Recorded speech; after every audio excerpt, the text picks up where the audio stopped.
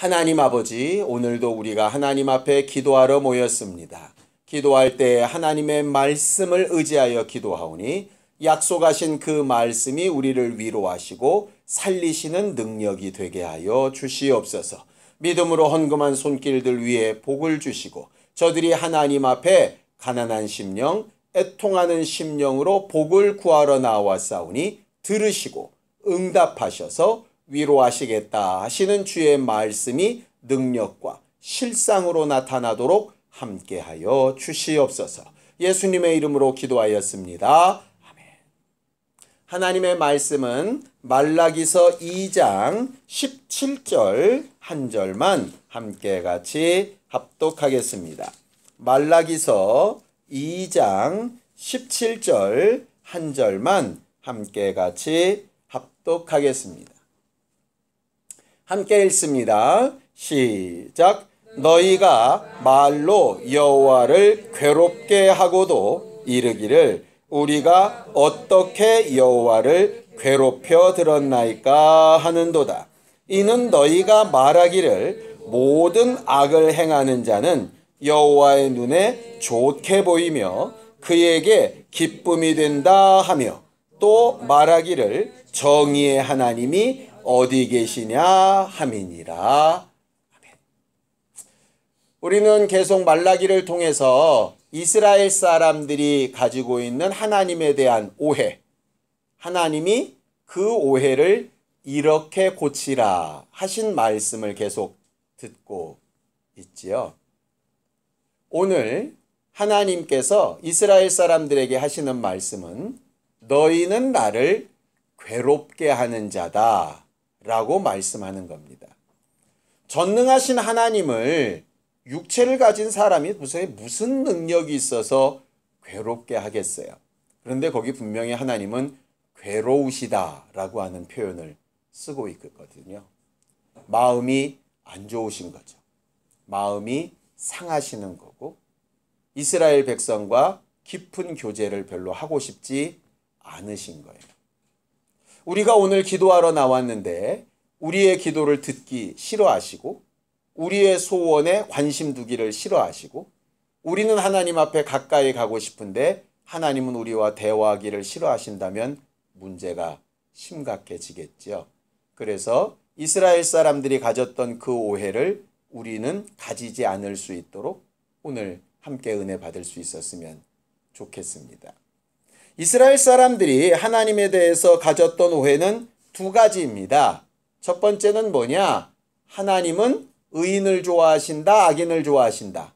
악인을 좋아하신다. 말도 안 되는 소리죠? 왜 이런 일이 벌어졌을까? 이유는 딱 하나입니다. 자기들이 볼 때 자기들보다 악하고 자기들보다 의롭지 못한 자들이 잘 사는 거예요. 자기 생각에는 저렇게 살면 하나님께서 그냥 다리 몽댕이를 확 분질르시든가 하는 사업을 확 망하게 하시거나 저런 사람들이 좀 어려움을 당하고 힘든 걸 당해야 되는데 도리어 하나님을 찾고 구하는 사람들이 어려움을 더 당하는 것 같고 악한 자들은 승승장구하고 잘 사는 것 같고 이런 일들이 반복되다 보니까 그렇게 된 겁니다. 더더군다나 이스라엘 백성들이 볼 때 제사장들이 그렇게 보였던 거예요. 우리는 열심히 수고하고 노력하고 힘쓰고 애써서 헌금하고 11조하고 몸부림치는데 제사장들은 가만히 보니까 우리들이 가져다 주는 것 같고 먹고 탱자탱자 하는데 별로 거룩하고 의롭게 보이질 않거든요. 그런데 저런 자들은 하나님 앞에 저렇게 사랑받아가지고 쓰임을 받고 대접을 받고 그냥 놀고 먹는 것 같은데 우리는 뭐냐? 이런 걸 보아하니 결과적으로 하나님은 악한 자들을 더 사랑하시고 그런 자들을 더 기뻐하시는 것 같다라고 억하심정을 이야기하는 것이죠. 그리고 실제는 두 번째입니다. 그렇기 때문에 정의의 하나님이란 없다. 제가 꽤 많이 들은 질문입니다. 목사님, 하나님이 살아계시면 제가 아는 어떤 집사가 그렇게 하나님을 신실하게 사랑하고 그랬는데 그 사람 왜 그렇게 병 걸리고 아프고 힘들고 괴롭대요? 사실은 목사인 저도 말하기가 참 어렵습니다. 왜 그럴까? 하나님이 오늘 거기에 대해서 답을 하시는 거예요. 우리 하나님은 하나님 자신을 정의의 하나님이라고 부르십니다. 정의롭다는 거죠. 의가 있어서 그 의의 기준으로 분명히 판단하시고 일하시는 하나님이라 하는 뜻입니다. 성경을 좀 보죠. 신명기 32장 4절입니다. 신명기 32장 4절입니다. 함께 합독하겠습니다. 신명기 32장 4절입니다.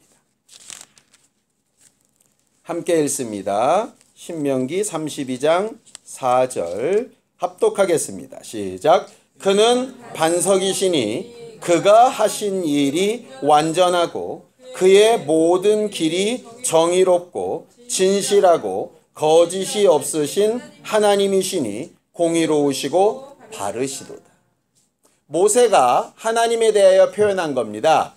신명기에 마지막 유언과 같은 말을 남기면서 자기가 경험하고 체험한 하나님에 대해서 선언한 내용이 바로 이 신명기 32장입니다.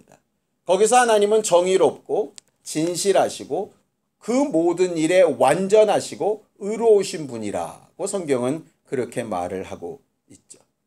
우리가 하나님을 믿는다, 하나님의 말씀을 믿는다, 하나님의 약속을 믿는다 하는 것이 바로 여기에서부터 출발하는 겁니다. 원수는 그것을 깨트리고 싶어서 어떻게든 방해하려고 하는 존재입니다. 그래서 의로운 자들이 어려움을 당한다면 첫 번째는 원수가 하나님에 대한 정의로우심을 의심가게 하기 위해서 하는 일인 경우가 첫 번째이죠. 두 번째는 하나님이 하신 일이라면 하나님께서 그 의로운 자를 더 연단하셔서 의롭게 하시는 일에 사용되어지는 것입니다. 만약에 악한 자가 잘 되고 있다면 원수가 한 일이라면 원수의 입장에서는 악한 자가 잘 되는 것이 하나님의 정의를 의심가게 하는 일이기 때문에 원수가 돕는 일일 수 있습니다. 그렇다면 이스라엘 사람들이 오해했던 마지막 일, 하나님은 그런 악한 자들을 왜 그냥 두고 보시느냐 이거죠. 이건 성경에 너무 명확하게 나와져 있습니다. 성경을 좀 볼까요? 베드로 후서 3장 9절입니다. 함께 읽겠습니다. 베드로 후서 3장 9절입니다. 베드로 후서 3장 9절입니다. 함께 합독합니다. 시작. 주의 약속은 어떤 이들이 더디다고 생각하는 것 같이 더딘 것이 아니라 오직 주께서는 너희를 대하여 오래 참으사 아무도 멸망하지 아니하고 다 회개하기에 이르기를 원하시느니라. 하나님의 마음은 이것입니다. 하나님의 선한 의도가 얄팍한 우리의 판단력으로 보면 왜 하나님은 저렇게 악한 자들을 가만히 두시나? 라고 하는 겁니다. 마치 누구와 똑같으냐? 탕자의 형과 같은 거죠.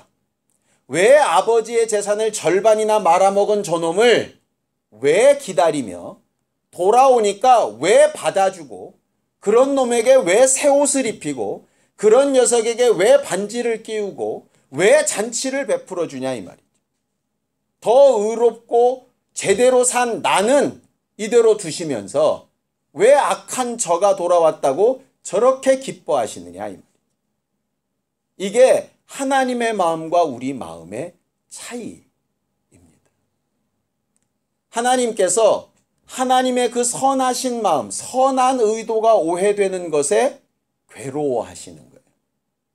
똑같은 내용을 예수께서 비유로 이렇게 얘기하시죠. 한 사람이 아침에 일꾼 데려오고 점심에 데려오고 마지막 1시간 남은 자를 데려와서 마지막 1시간 남은 자에게도 하나씩 줬죠. 그러니까 내가 선한 마음으로 베풀었는데 아침부터 일한 사람은 억울한 거죠.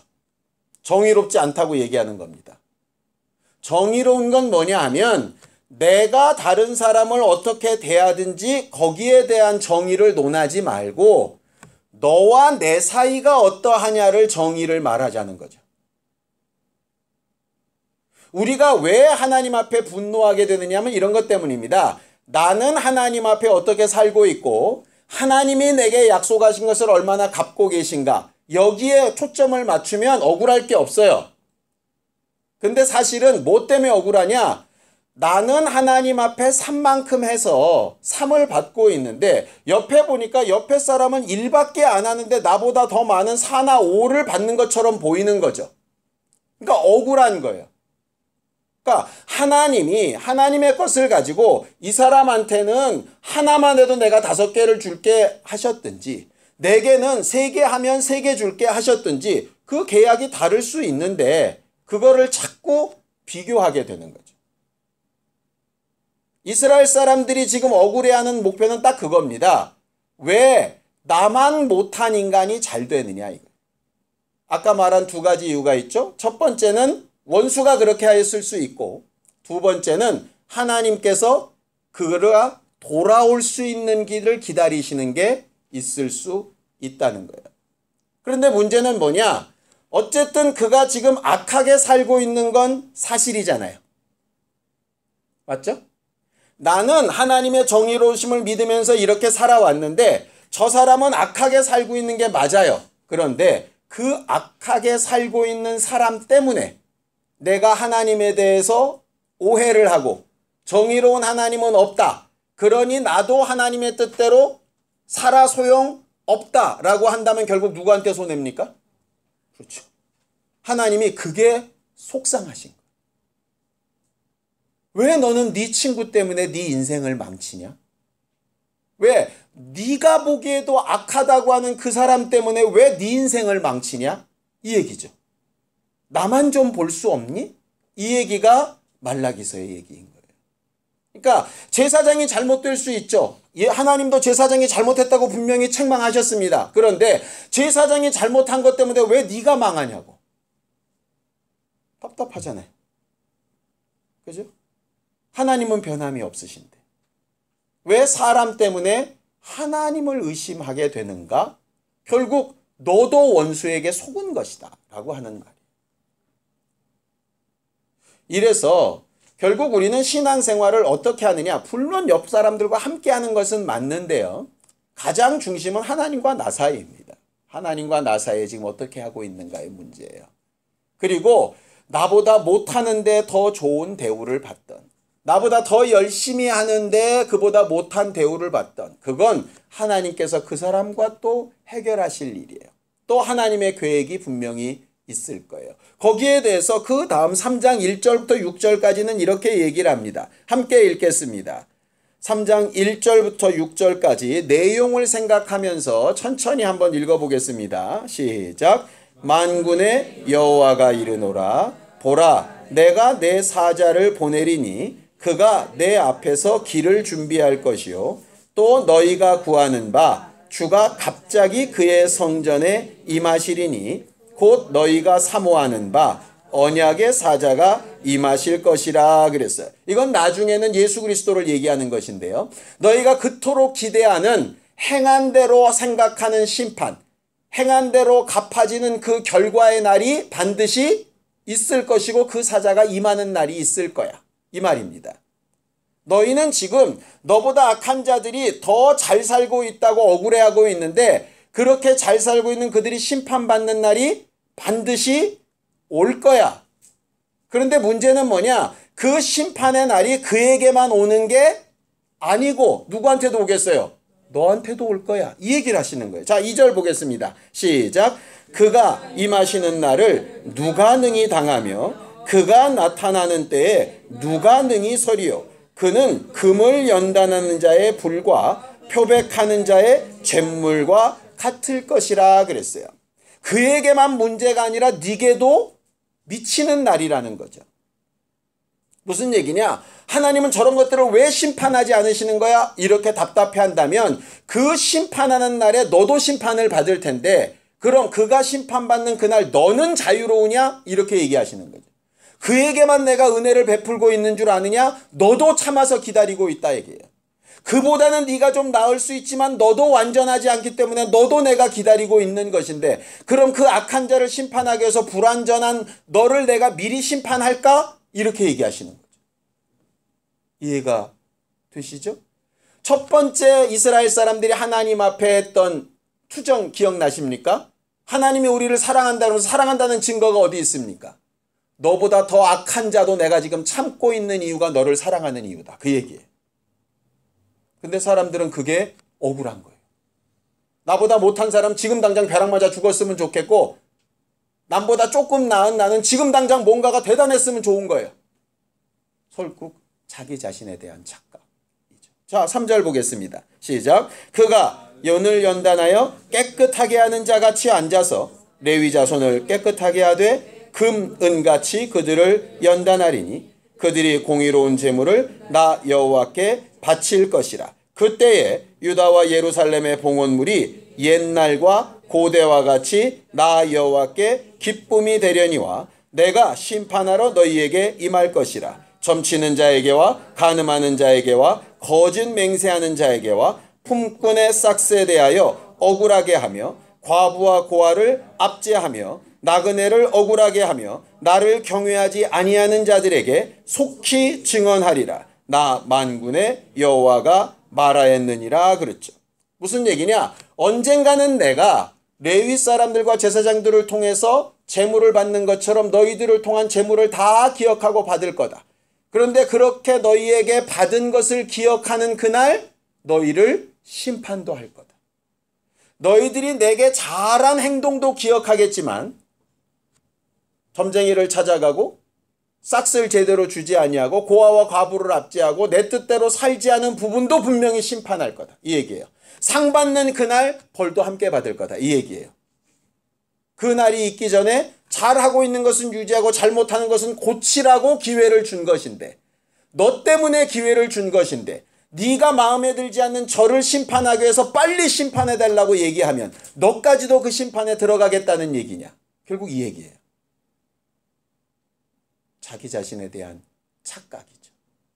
그러면서 6절에 얘기하는 겁니다. 정의의 하나님이 어디 있냐라고 얘기를 하니까 6절로 얘기를 하시는 겁니다. 시작. 나 여호와는 변하지 아니하리니 그러므로 야고의 자손들아 너희가 소멸되지 아니하느니라.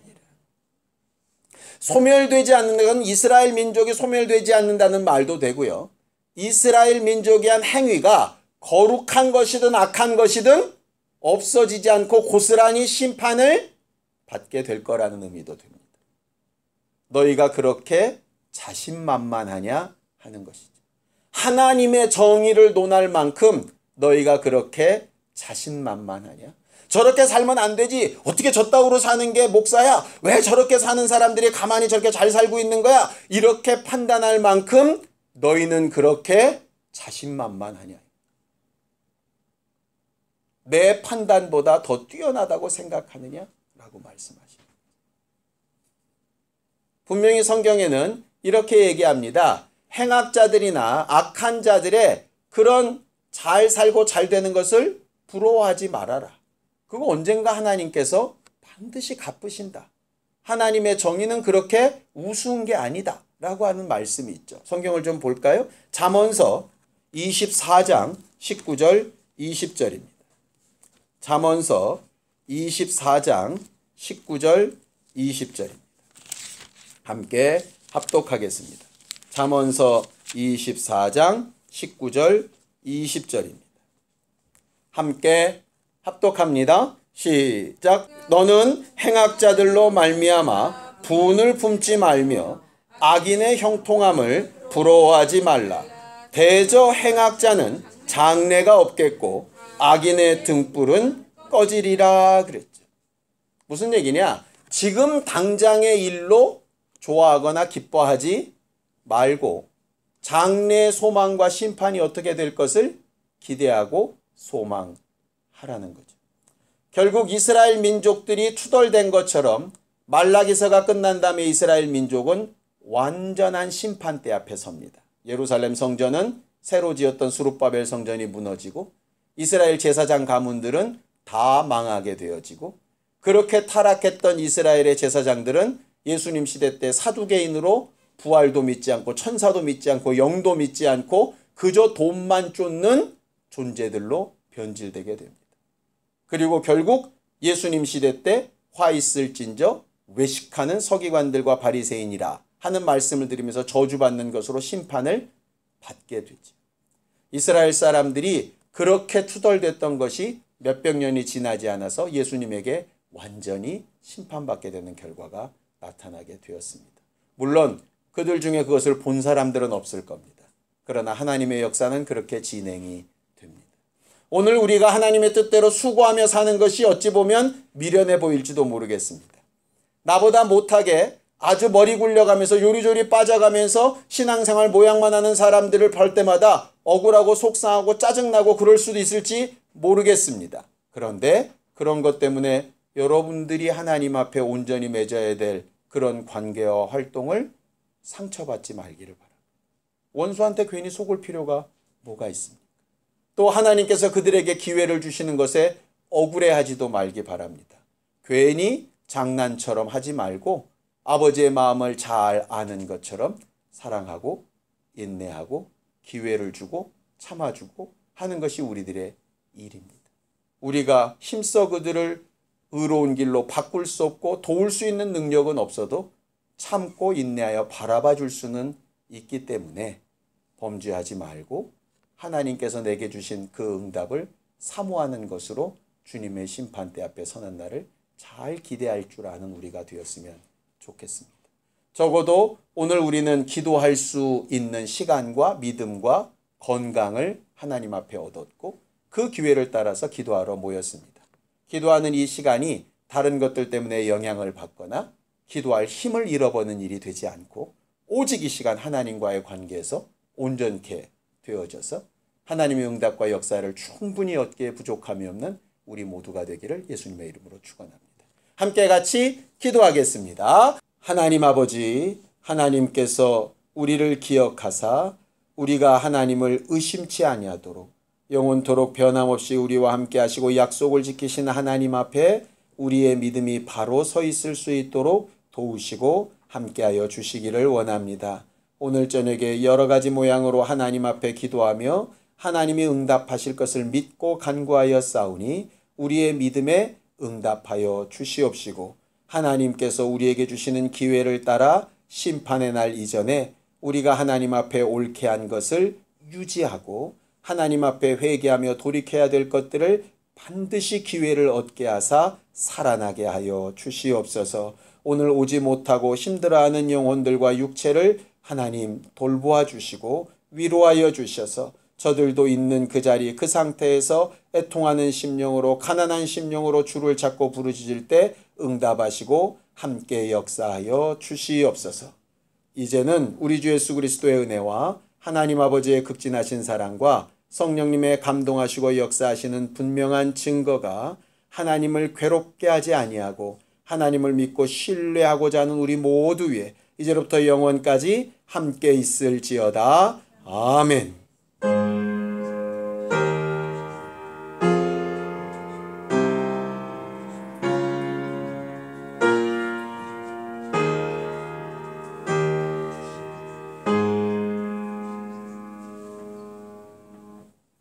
우리 기도 들으신 하나님 앞에 감사한 바 끝내겠습니다. 수고하셨습니다. 감사합니다.